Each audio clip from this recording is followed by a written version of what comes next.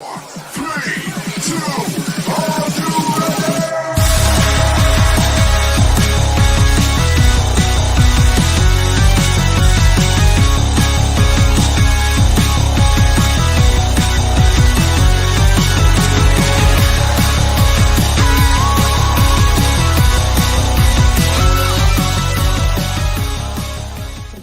to the Real Estate Reserve Podcast. I'm Jason Balin from Hard Money Bankers and Ian Horowitz from Equity Warehouse. If you're tuning in for the first time, welcome. We promise we'll give you a good show. Keep this thing entertaining for you. We have a great guest that we're going to interview here in a second.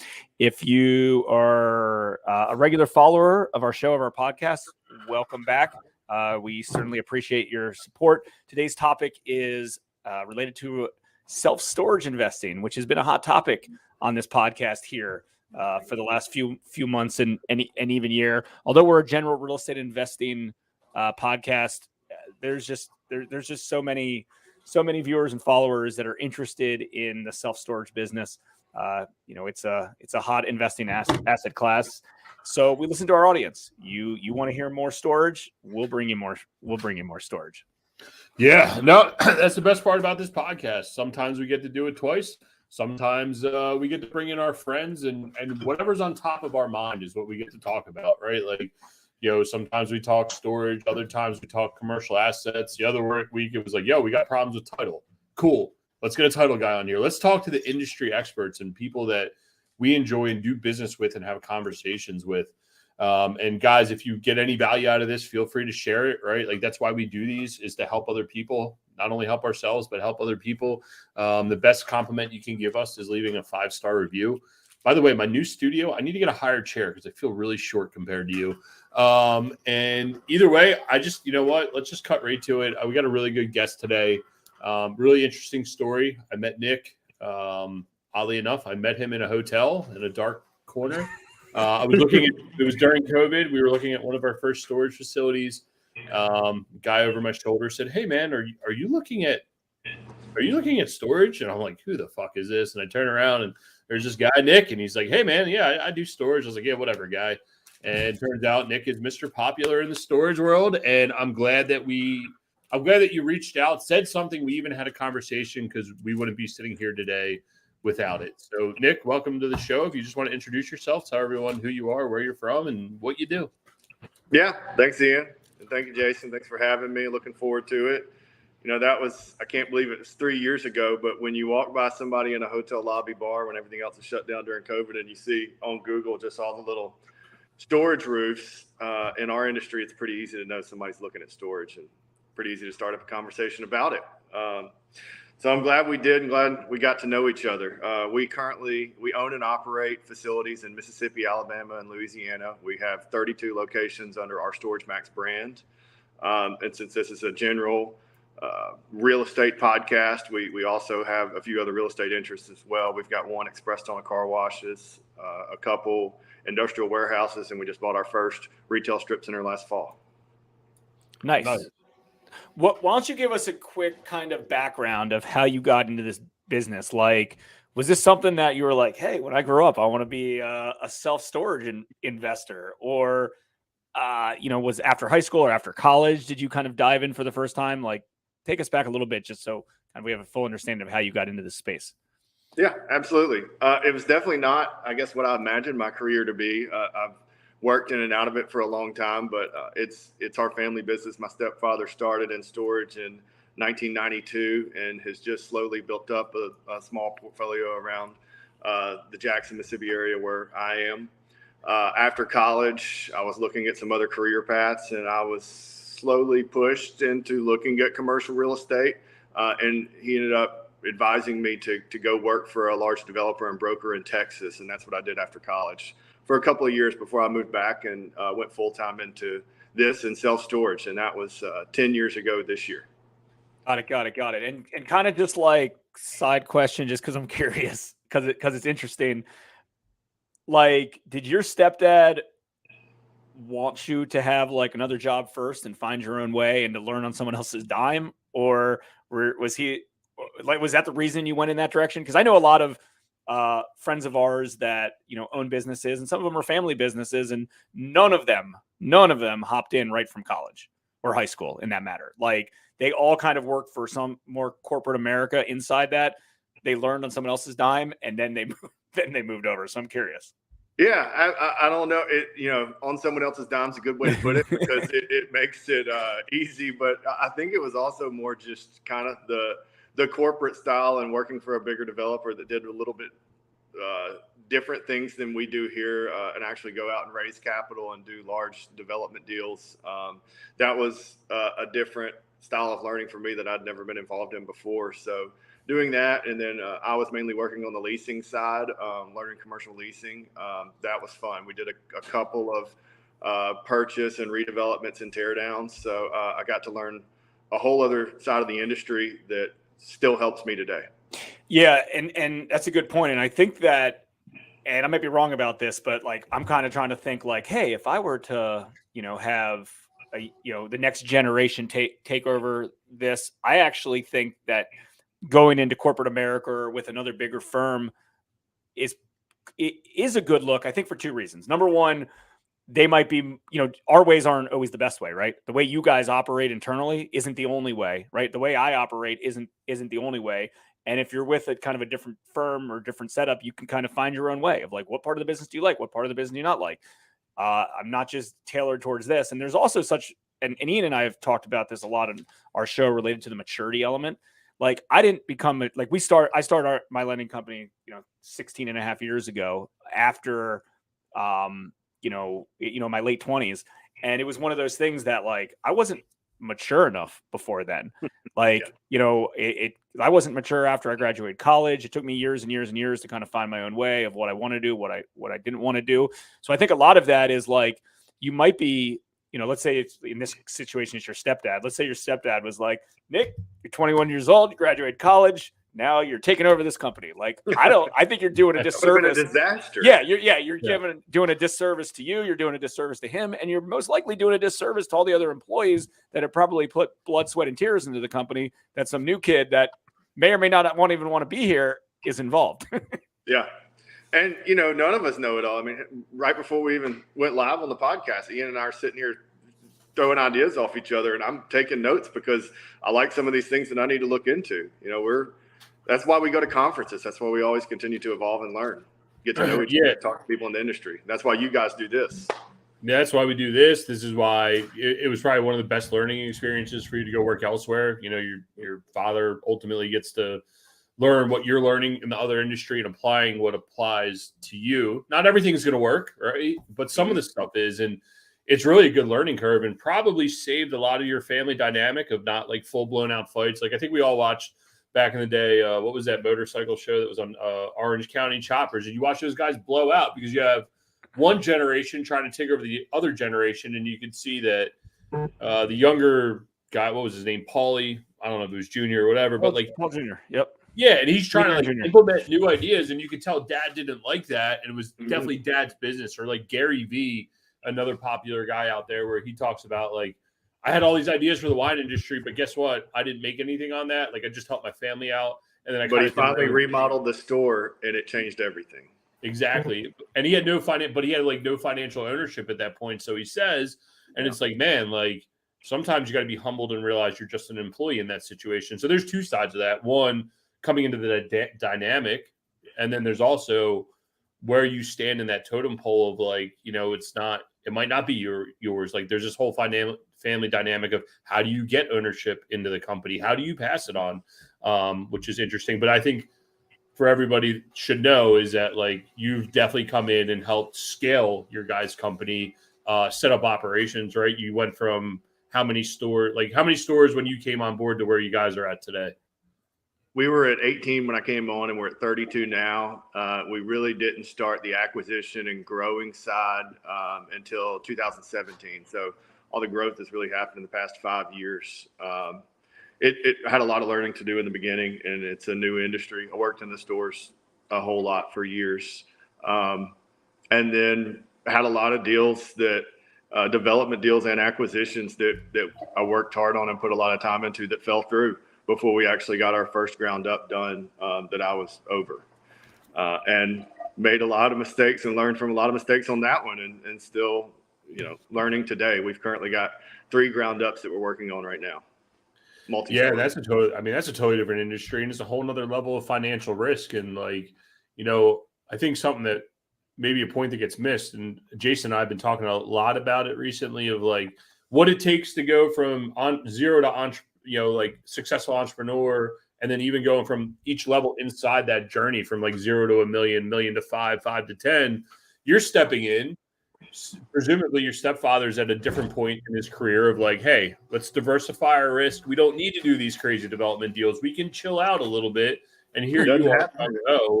How did you navigate that whole dynamic? Was he open to the idea of expanding and doing the ground up stuff, or was there some convincing of hey, I want to block and do something? I think that's the only part he enjoys anymore. He's doesn't stay involved in the operations and doesn't care for the day-to-day. He spends a lot of time on the farm and on a tractor, but development is still what gets him fired up, and that's what we work on together weekly. And I kind of run the ship and update him, and he hops on the conference calls when we got him some hard decisions to make. But other than that, that's the only thing he really cares to be involved with right now. So are you guys, markets, obviously capital markets have changed a good bit, since October. Are you guys aggressively still buying stuff? Are you always buying stuff? Or are you kind of in an execution phase currently? Where would you say you guys are inside your business? We're definitely we're not modeling as aggressive as we were even 6 to 12 months ago. But even the 2008 downturn, he did some good acquisitions in that time that have been really good today that we still own because we've always had a buy and hold strategy. We don't do anything with the plan to sell it. But right now, I was talking to a broker this morning and told him that's really about it. We're not modeling as aggressively. We're not going to say we're slowing down on buying anything or building anything, but we just have to make sure it still fits our model. So I do think that prices and cap rates still got some work to do to catch up with interest rates, but we'll see what the Fed does this turn and if it keeps going up and if that gap gets further. But we're definitely still looking at stuff. We're just not going to project as aggressive as we have been in the past because, right now leads are down, inquiries are down, rentals are down, and we're still trying to figure out if this is a true downturn in the market or if this is something that we haven't seen in a couple of years because we've just been riding a high. And if we're just seeing a normal market cycle that's going to come back in March when moving season hits again. I would definitely say my gut feeling is there's going to be better buying opportunities in some of the more hairy deals. Better operators can pass on, and it's okay, well, you know what? We can get a better acquisition, some newer build stuff or better land acquisition right now, and we can stand the test of time, right? You're a legacy owner like we are, and it's well, if I can make a good buy today, guess what? I'll wait until the debt comes back to where it needs to be as long as it cash flows during that time frame. So I don't think have to amortize that debt for 20 years. You can look at it over 5 years, and then what's the rate going to go to? But I agree, the hairy deals are going to see some, but I also think we're going to see some mistakes being made on the Class A developments because there was so much new money that came into this market since about 2016. And a lot of these guys have seen nothing but bullish upticks. And so they're performing those bullish upticks. And when the market stays flat or potentially goes down and they got a note coming to balloon, they might not be able to service a 6.5% rate. And, their note might get called. So I think you might see some Class A deals hitting the market too that are underwater. Yeah, that should definitely be interesting. I'd be interested. Storage has always had a low foreclosure rate. It's going to be interesting to watch that. Is that going to tick up? There's a lot of money that's come in and followed it. We were one of the guys that were coming in and following, but there's also being good operators. There's also stepping up and doing the right thing. And you kind of hit it. And let's go down the niche storage stuff. There is a downturn in inquiries. There are more move outs. There are more specials being pushed out there. And guys like us who are legacy owners, we can stand the test of time. But what do you think? And you got a pretty diverse market. You cover most of Mississippi, Alabama, and Louisiana. Is it commonality across all these sites, or is it specific to one demographic inside your locations? What are you seeing with rentals? The reduction of leads and rentals is pretty much across the portfolio. We do have the select markets where it's more fluid and they are staying more stable. And those happen to be the ones that we're developing in. So we still feel good about these developments we're doing. But rates is way more market specific and even 1 to 3 mile specific than the inquiries and leads, because we've seen some of the sub markets where rates are almost collapsing, mainly because there's a lot of supply that has hit the market over the past few years. And they're also ran by REITs, and the REITs run what we call that little bait and switch special. They can drop rates through the floor, and that is really going to hurt how much you can execute and close on leads and your lead closing rate. So you almost have to follow. We don't like to drop rates. We'd rather do one-time specials on the front end. But if the REITs are all around you and you're doing it, you almost have to kind of follow their model. But I would say leads and rentals and overall demand is probably all across all markets, across most parts of the nation. But rent rates is definitely more market specific. Yeah, and I think it's going to be hard. Like we had a great month last month. Facebook has been doing well on some of our lead gen. This month's a little bit slower, although we changed some stuff around inside of our company that is probably causing some of that. But I'd be interested because I hear a lot of people like, oh shit, like the end of the world's coming. I'm not getting as many move-ins. I got more move-outs than I do move-ins. And it's like, okay, well, you just had a badass run for the last 4 years, right? Like it is what it is, you'll be fine. You're still got like rent way higher than you've ever expected. It is. One of the metrics that we're focusing on is just revenue per square foot or economic occupancy in dollars and not percentage, because as long as your economic occupancy dollars are higher than they were 3 months ago and 1 year ago, your physical occupancy might be lower, but you're still cranking out more income. Hey, the world's going to be okay. Yeah. And that's what everything should be based on is like income. Exactly. The most important thing. I mean, so many people in so many spaces are like, I need to buy more units, or I need to be doing this, or I need to be doing that. I mean, it's like, just worry about your bottom line. Like that's the only number that really matters. If even if you're 50%, you're 50% occupant and you're whatever, you're able to, increase your rents after you purchased it to get to a point where you're profitable and you're making more and more and more. Quit sweating the other stuff. AJ Osborne just did a podcast and YouTube video on just that. He said, physical occupancy does not matter. Economic occupancy is the one that does. It's a hard pill to swallow, especially like guys that are coming from the residential world. You're like, oh, I got too many vacant units, and like driving rents is harder in the residential space and even the commercial space, right? Like you got 10-year leases or 5-year leases. You're confined and more regulated. What's that? And way more regulated. regulated. Yeah, exactly. Whereas in storage, it's month-to-month leases. You can start driving tomorrow, and I think that's what allows storage to be a little more durable during these economic times, because you can price up, you can price down, you can attract people, and you can follow it. It's hard for Jason, right? Like he's got a set lending parameter, and it's like, all right, well, this is it. Like I can't follow the ebbs and flows of the market.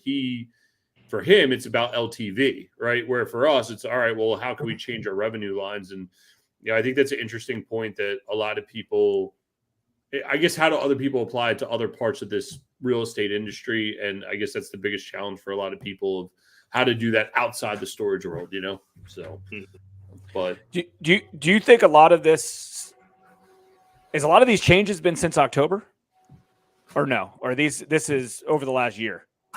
No. So I'm part of the Storable Client Advisory Board, and they get us all together to go to Austin once a year for their biggest clients to meet. Over an entire portfolio of 20,000 plus facilities that they manage, August was the first net move out month that we've seen as an industry. So August was the first downtick we've had in just over 2 years. It's funny how different industries can see different trends before it might hit Main Street. That's interesting, and I'm wondering, I don't know, and I'm curious if there's opinions behind why that was starting in August. I think that was the beginning of. It was two things that collided at once. August is always a high move out month for students because we have students going back to school. So people get a big occupancy boost in end of May, July. And then August is when they move out. But then in turn, you had a sharp rise in interest rates. So the housing market it almost hit a quick halt. It was pretty slow down from thereafter, but that's when a lot of housing really started to hit. Those two combining in 1 month just made move outs higher than move ins for the first time we've seen since pre-COVID. Yeah, no, that's interesting because I feel like a lot of folks, at least in the smaller commercial stuff and fix and flip space in the rental, single family rental space, that was like a month later, 2 months later, like October, as another rate hike. Lots of institutional capital just exiting some of these asset classes. Over the last 6 years in the hard money lending space, there's been so much institutional capital behind a lot of these lenders. And that, not that that's not existent anymore, but like that's very different than it was. Hard money companies that were originating $100 million a year in volume and, selling their loans on the secondary market or, table funding with institutional backed Wall Street capital. Some of that's completely dried up. It's very, and that is the same thing. And a lot of those, downline are the same capital backings of commercial assets across the boards. A lot of folks don't know who's actually holding the paper on these things besides their originator. But yeah, I've seen on our end, and I don't know if this equates on your guys' end as well, but there's been an uptick since, October started kind of going like this, and November and December, and then middle of January, and then it kind of started going right back up. I don't know if there's logic behind it, but that's what we've kind of seen. And I think a lot of real estate investors out there, and maybe this is just kind of an emotional side, right? They're like, hey, we're kind of wait and see what's going to happen. But it seems like a lot of real estate investors are actively back on the prowl to try to find opportunities. Yeah, I think people probably sat it out long enough and we're trying to wait and see. And some of the commercial pricing expectations finally came to fruition with brokers talking them into saying, hey, look, here's where we are. Here's consistent offers in this range. So this is the market value right now. You either wait and hold or take advantage of it. And there's also the educational component of it. A lot of folks are like, hey, I want to wait. The sky's falling. And it's like, well, the sky might not be falling. And who's to tell? On the residential side, investment residential side, like there's still, and I'm sure, even though I've, not familiar with your market on the residential space, I'm assuming there's still very low inventory for housing. So even though interest rates might be double, it hasn't really affected some of the values of the properties just because it's, hey, there's only one house on the market and someone needs to move in this neighborhood. So we're going to buy it. Almost everything in my neighborhood still sells off market, just word of mouth quickly. Yeah. And, someone that was getting the 3% interest rates now getting a 6% interest rate. And, I think that was scary at the beginning, but then it's also like, hey, 6% still a pretty good interest rate.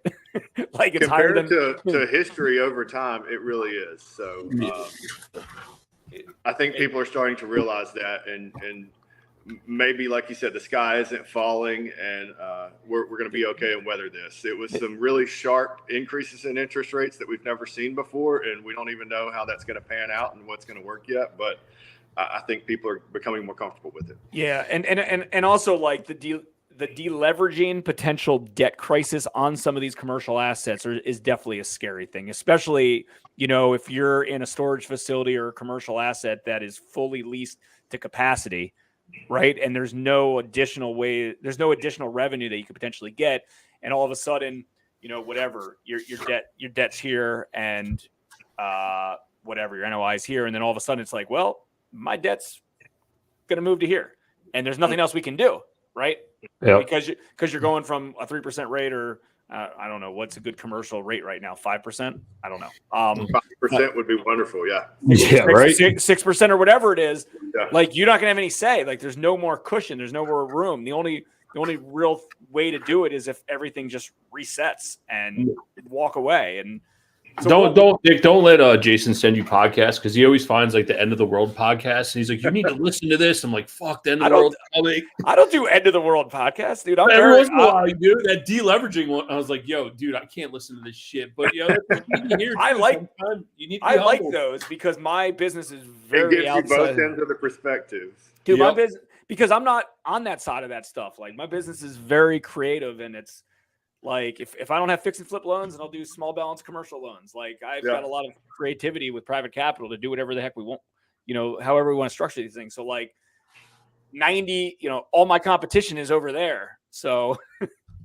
well, we have never been very flexible or creative. We don't raise capital or take on outside equity. We just work mainly with traditional local banks, and we've always been, we want the best rate you can give us for the longest term possible. And we fix them as long as we can. About the past couple we've done, since we feel like we're at or close to the top and it should be coming down in 12 to 18 months, we're starting to do some variable rate notes right now. And we'll just refi those when this craziness is settled. And it's always easier when you earlier. Yeah, and it's always easier when you're working with like family wealth and your own like personal funds, because it's easier to be able to make those exact decisions versus taking on investor capital. I'm gonna say you have a boss, but you have a fiduciary responsibility to do the right thing for people during this whole process. And I think that's what's really unique about you and your family and what you've grown in these stores. You want to talk a little bit about, like, even though it's all within inside your guys' family that you run these stores, or not run the stores, but invest in these stores, like how you set up your management system. I remember you were kind of talking about you still pay a management company to make sure there's fees to have the proper staff on board. If you want to talk about that a little bit. Every individual store is owned in a separate LLC. And then we have an S Corp that acts as our management company. We have another S Corp that is our development company, which the development company can be totally separate subject. But the management company is Storage Park Development. So that's who all of our corporate office employees, maintenance staff, and people that travel between the stores are employed by Storage Park Development, and all the individual store managers are at the store manager level. We just pay a flat percentage fee, quarterly management fees to the management company. And that kind of oversees, handles. We have a pretty small corporate team in our home office. It's 5 people. So it's 3 bookkeepers and 2 supervisors that are over all the stores. Nice. And then each store's employees are employees of the management company, or they're employed directly to that LLC that they used to be employed directly to the LLC. And we did payroll in-house. We still do payroll in-house, but when we started looking at other options to potentially take some work off of our team and look at third-party payroll companies, it was baffling to, Paycom and any of those others on how to manage all these different entities. So in 2018, maybe 2019, we switched to every employee is paid out of the management company. And then monthly we do reimbursements from the stores based off we do software that tracks even where the floaters that work 5 different stores throughout the week work and do reimbursements. So we have 32 locations. We do kind of a hub and spoke model on some. We have 10 that operate unmanned. So we have 22 offices. Every office is open 6 days a week. Our managers work 5 days a week. So on their day off, we have assistant managers, which we call floaters internally, that float to the 5 different stores throughout the week. So they're still full-time. They're just going to different locations every day. Yeah, that makes sense. And we started talking about like the VA world. Have you guys implemented VAs for calls coming in, or is everybody still in the U.S. doing your stuff? We're still traditional in the U.S. We've looked at a lot of options. So right now, everything rings to our store managers. They do have cell phones that simultaneously ring while they're out on the property or nights and weekends or anything like that. But then after 6 rings, it goes to a third-party call center in Texas, and they're wonderful. We've been working with them since around 2017 to take overflow calls. But we have a new office under contract that we'll be moving to, so we've kind of made a 5-year growth plan on how the management company can grow to help manage all this growth we've had and have us set up for future growth.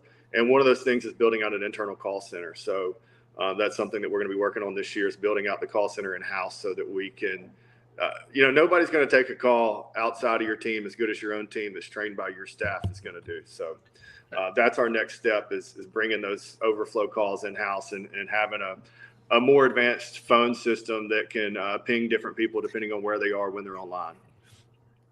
Yeah. Question for you, for some of the newer listeners potentially in the that want to get into the storage space, or maybe they own a facility here and there. Is there certain geographic areas that, I mean, I know I'm guessing you're targeting areas obviously close to home, and I get that, but just in general, there's some folks that live in climates and areas that might not be all that conducive to owning storage facilities, or at a price point that they can't afford starting out. Like, do you have a recommendation of particular areas and size of portfolios, or size of facilities? Is it like, hey, like, don't mess with anything this small, don't mess with anything this big, try to bundle them all together?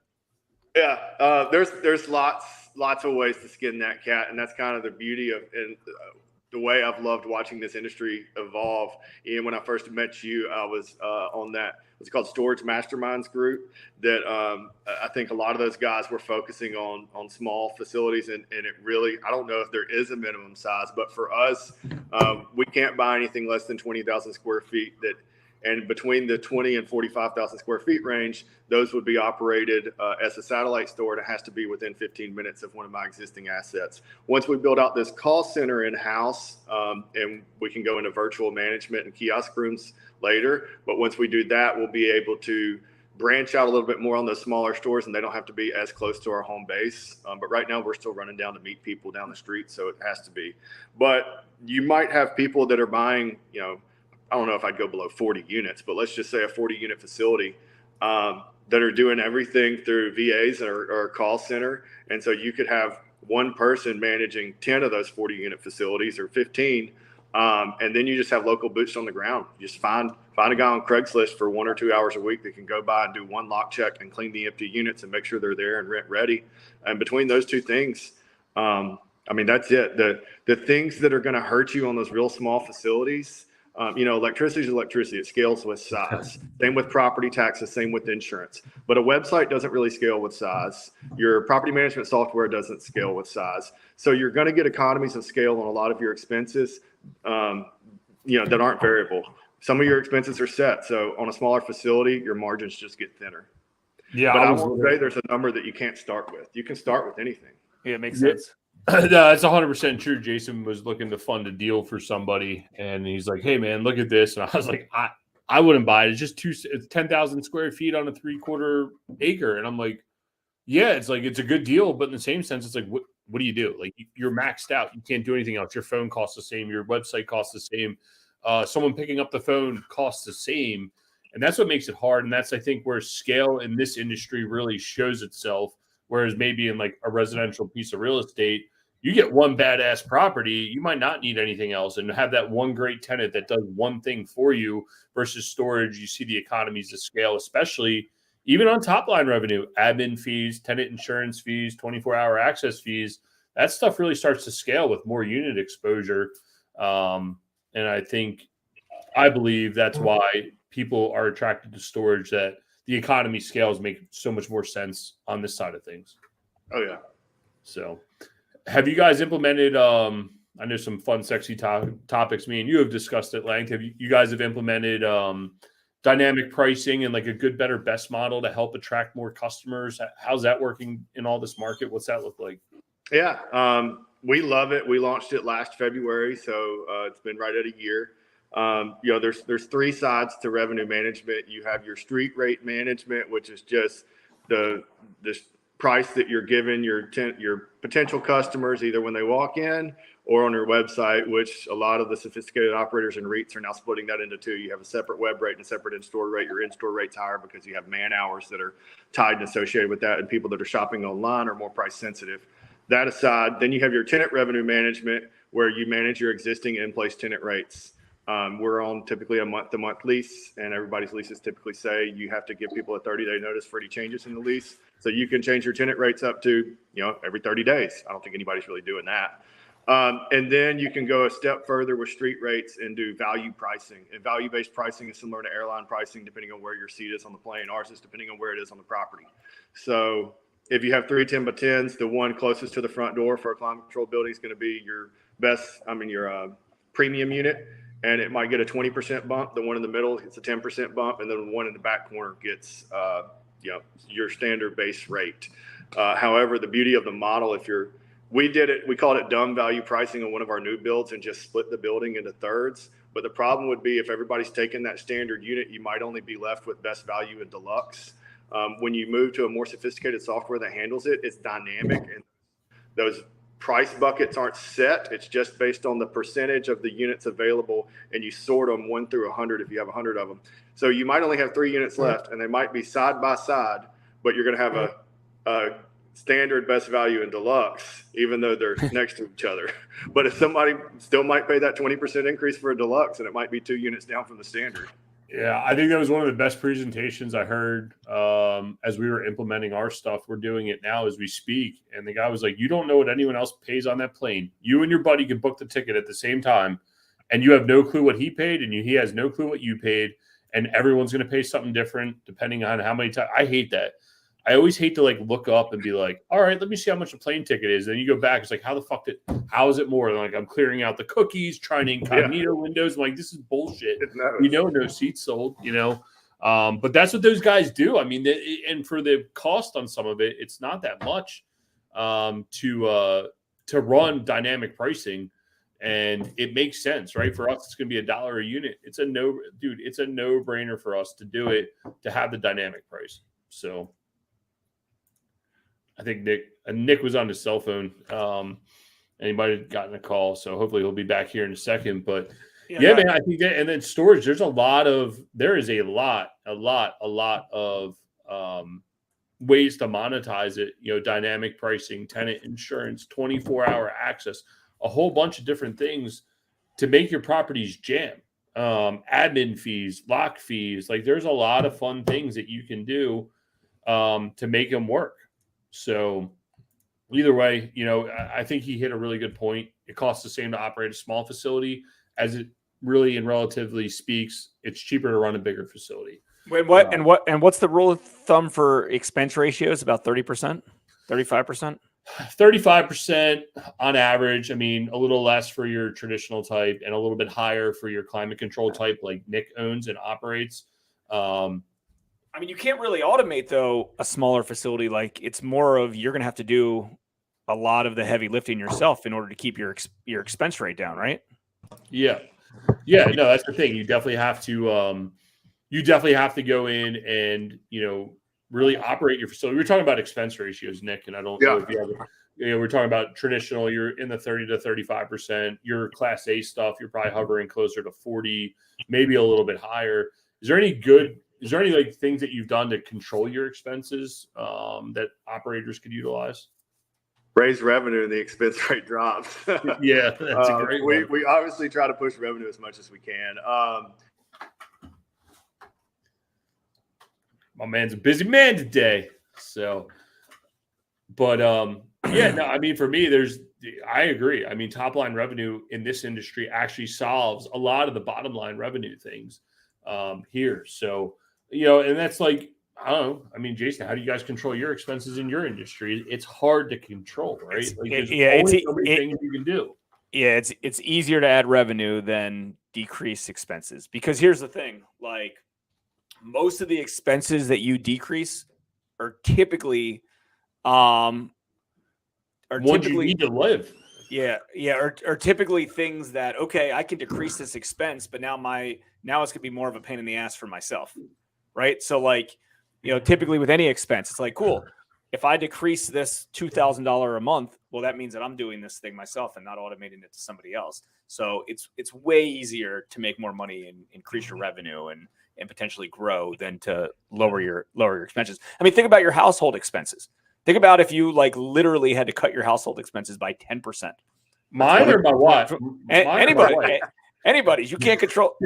You can't control her expenses either. It is really hard. The easiest things that we found is just simple things like phone and internet. because those are the things that creep up over time. So you might, especially when you get to our size and scale, you're going to have those that you go out of being under contract and jack up. And if you don't look at them monthly or have somebody looking at those, that can add up over time when you get to scale in multiple facilities. The softwares you use, you really have to analyze what's worth it and what's working for you and what's not. And we use a lot of different softwares, but we try to make things as simple for our customers as possible and give them the most options they can to pay. And all those things come at a cost. Yeah, no, it all makes sense. And, everyone's got the best product, right? It's like everyone's trying to sell you. And it's so easy to be like, I need this, I need that, I need this, call potential and all the different marketing companies that are out there. And you need this. District manager for reports. Yeah, exactly. And then I'm like, wait, why do I need you? Because you're duplicating what's already in the property management software. Why am I paying for this twice? Sometimes it makes sense. And other times you're like, I don't really think I need this. Like, it sounds good on paper, but it's not really practical. Sometimes it's just slightly better than what's already in the PMS natively. And you just have to decide if you really want that extra bell and whistle that bad. Yeah. Well, it's when we're at SSA in a couple of weeks, we can go there and mess with all the vendors. Be like, I don't know. Nick was on my podcast. He said, I don't really need you. So can you explain to me why I need you again? But hey, dude, we appreciate you coming on. There's a few questions we like to ask. And like one thing I definitely want to ask, especially since you guys are family owned and operated, like, what do you think your guys' trajectory is over the next several years? You're going to continue to grow and develop, expand outside your market? What do you bringing on investors? What does that look like? We've talked about all of those. So all of them are potentially on the table. Obviously, as we grow and scale, eventually the next step would be to bring on investors and do more deals at a time. Right now, we've really just been we try to stick to one or two a year. This has kind of been crazy lately, being as we have one under construction, two in permitting, and we've bought 5 existing in the past 4 months. Not a bad run. But right now we're about to move into a new office in about a month and a half. That's a little over double our current size. So we're trying to build out a little plan to grow our team to help manage our growth a little better and have more pieces in place to continue to manage our team downstream, because the stream is getting bigger and it's a lot of hiring and a lot of training. But I don't see it slowing down. We want to keep going. The next mile marker is going to be 50 stores, and still no plans to consolidate or sell or do any of that. Yeah, it all sounds good. And then, Public Storage or Life Storage, one of the big boys comes and knocks on the door. Then you have to have one of those serious conversations, and you're like, dude, I don't know. Yeah. I mean, right now, Life Storage keeps saying no, but I don't know if they're going to have a choice. Right. Exactly. 100%. So, but, so yeah, something else we always like to ask. I don't know if you're a book or a podcast guy. Like, what's your go-to, or what are you listening to right now, or something you want to suggest to someone? I listen to most of my books because I'm driving a lot. I use Audible. Right now, I've been listening to the autobiography of the guy that started Blackstone Capital. It's been extremely interesting to hear his story and kind of how he got into it. And he's just kind of driven, always has been since he was a kid and through college. And starting a fund like that is pretty incredible. Yeah, that's called. I started it, and then for whatever reason, it wasn't the one by What It Takes. I think it is by Steven Schwarzman. Yeah, that's him. Yeah. I started listening to that one too. It's pretty good, but yeah, Audible is definitely a good way to get a lot of stuff done, especially if you listen at 1.25x. Being Jason, that's what I like to do as well, and same with my podcast. Yeah, anywhere between 1.25 and like 1.5. It's interesting. This actually could benefit you guys at Storage as well, but I'm reading a book right now called The Automatic Customer, create a subscription business in your industry. And, in essence, rental properties, self-storage, tenants, leases, things like that. And, trying to figure out ways to continue to provide value, inside the business, to keep people there. Cause obviously it's cheaper to retain somebody than acquire a new customer. But yeah, same thing, Audible. This one's 1.3 just because the guy talks 1.3 speed just because he talks a little bit quicker than normal people on it. But yeah, I try to bang these things out as quick as possible with those. And I'd like to go. I mean, there's some people that do this at 2 times, 3 times. I mean, I can't retain it. I mean, the trick is you train yourself to go as fast as you can that you can continue to retain it. And it's typically, 1.2 to 1.5. Yeah. Once I figured out that trick, it's hard to watch YouTube videos at regular speed anymore. I'm like 2x. So just get this over with. Come on, man. I need to hear. Hey, Nick, where's the best place people can find you out there on the internet? If they want to get a hold of you, just say hi. You're a very welcoming guy. So where's the best place? Yeah, our website is StomaX.com. That's STOMAX. And my email is nick@stomax.com. Shoot me an email. I'm available anytime to chat, catch up, and hopefully meet at a conference. Yeah, man. No, we definitely appreciate you coming on. We had some technical difficulties on the first go around, so we're glad you were able to come back and jump on. And I know you're not far from Jackson, Mississippi, where they ran out of water and at Christmas time or whatever was going out there. So maybe it's that little area, man. Time to get out. I still live in the city of Jackson, so I deal with it. Yeah. Did you have water at Christmas? I haven't bailed yet, like a lot of my friends to the suburbs. There you go. Did you have water at Christmas? Didn't they run out of water or something? It wasn't quite Christmas. It was a little before. Yeah, the pressure got pretty terrible there for a while, but I still had water. It was a little brown. It's Mississippi, Jason. We're getting better. Our neighborhood has a vote that's been put on the ballot to remove us from the city water system because we got a chance to get on a well. So, hell yeah, that's awesome. Yeah. All right. Well, we appreciate you, man. Look forward to the next one. See you in a couple weeks, and we'll catch you here on the other side. Absolutely. Thanks, guys. Thanks, Nick. Appreciate it. Yeah. Thanks for tuning in to the Real Estate Reserve podcast. Do us a favor and like, comment, and share our broadcast. It helps the algorithm and helps us spread the word too. Till next time, thank you for tuning in.